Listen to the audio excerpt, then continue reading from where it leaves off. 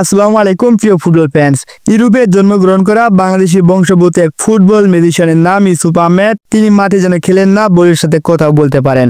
এই তরুণ 18 বছর বয়সে ইংল্যান্ডের ঐতিহ্যবাহী ক্লাব বার্মিংহাম সিটিতে সেকেন্ড টায়ারে পেশাদার চুক্তিতে স্বাক্ষর করেন। প্রিমিয়ার লিগে নিয়মিত খেলে দলের মূল খেলোয়াড় হিসেবে যুব দলের জায়গা করে নেওয়া খুব একটা সহজ ব্যাপার না, কিন্তু তা করিয়ে দেখেছেন এই প্রবাসী ফুটবলার।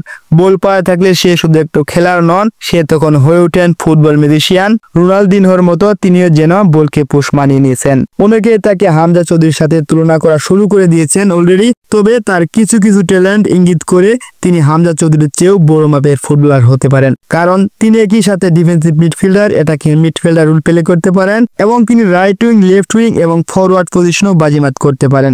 নাম্বার 10 রুলেও তিনি কিছুটা খেলতে পারেন, ফরওয়ার্ড পজিশনে তিনি বাজিমাত করতে পারেন।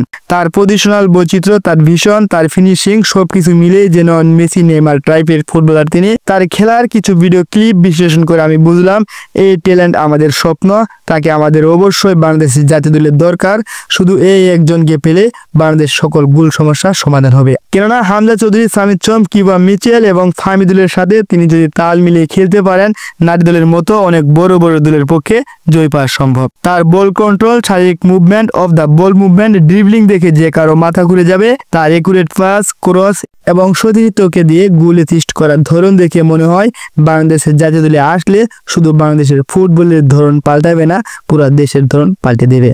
আমরা এখন এমন একজন ফিনিশার চাই যার খেলা আমরা ইউরোপের মাঠে দেখব, যার গল্প আমরা ছোটদের কাছে বলবো, যার জাতি পরে আমরা গর্ব করব। ইউসুফ আহমেদ এমন একজন ফিনিশার হতে পারেন বাংলাদেশ ফুটবলের জন্য। তার জন্য দরকার বাফুফের একটি সাহসী পদক্ষেপ এবং সঠিক প্রচেষ্টা। আমরা চাই তাকে ট্রায়ালে ডাকুক, তার সাথে কথা বলুক, তাকে বাংলাদেশের অনুপ্রেরণা হিসেবে গড়ে তুলুক, কারণ এমন প্রতিভা, এমন সুযোগ বারবার আসে না, আসবে না। তাই সময় বিলম্ব না করে তার সাথে যোগাযোগ করার জন্য বাফুফের কাছে সকল ফুটবল প্রেমী বন্ধুদের পক্ষ থেকে আকুল আবেদন জানাচ্ছি।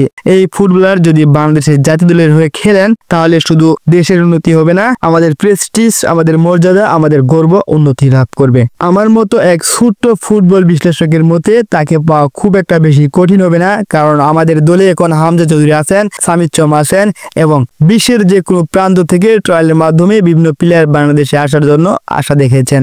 অতএব এই অনুপাতে, এই অবস্থাতে ইব্রাহিম তিনি বাংলাদেশে আসতেই পারেন। তার জন্য দরকার বাফুফের আকুল চেষ্টা। তাকে দলে পাওয়ার জন্য বেশ কিছু জোরালো পদক্ষেপ গ্রহণ করতে হবে। যারা বাংলাদেশের ফুটবলগুলো লক্ষ্য করছেন, বিগত কয়েক বছর থেকে লক্ষ্য করছেন, তারা দেখবেন একজন রাকিব যিনি কিনা রাইট উইংয়ে খেলতে ভালোবাসেন, তাকে কখনো নাম্বার 9, কাকে তখনও রাইট ব্যাক অথবা লেফট ব্যাক পজিশনে দেখা যায়। এই যে ভুলভাল সিদ্ধান্ত, এই জন্য কিন্তু বাংলাদেশের জন্য ভালো কিছু বয়ে আনে না। তবে আশা করি ইউসুফ আহমেদ, ইমান আলী, জায়ান হাকিম এবং বাংলাদেশের আলামিন এদের যদি চর্চা শুরু করে, এদের যদি টেক কেয়ার করে, তাহলে বাংলাদেশের গোল ফিনিশের সমস্যা অবশ্যই সমাধান হবে। প্রিয় ফুটবল প্রেমী, ফুটবলের এরকম নিত্য নতুন আপডেট পেতে অবশ্যই জিআর ফুটবল নিউজকে সাবস্ক্রাইব করবেন, লাইক কমেন্ট করবেন, পাশে থাকবেন সবসময়। ধন্যবাদ সবাইকে। আসসালামু আলাইকুম।